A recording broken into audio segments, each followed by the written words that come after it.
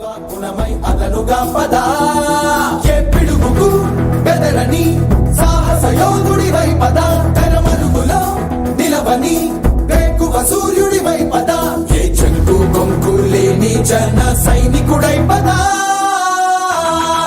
పదా పద పద పద మెరుపుల పద ఆగగలం భువనం అది నీ మరుపుల పద పద కోటి భక్తుల పిలుపుల పద ఈ సమయం గమనం పలిచి మరుపుల పద రాహు పట్టిన పట్టొక సెకండ్ అఖండమైన లోక బాంధవుడు అసలే లేకుండా పోతాడా?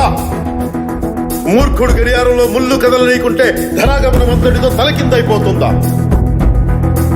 కుటిలాత్మల కూటమికి ఒక త్రుటి కాలం ధ్యేయమొస్తే విశ్వ సృష్టి పరిణామం విచ్ఛిన్నమవుతుందా? ధనుజు లోకమేకంగా దారి కట్టంగా నిలుచుంటే నరజాతి ప్రస్థానం పరిసమాప్తమవుతుందా?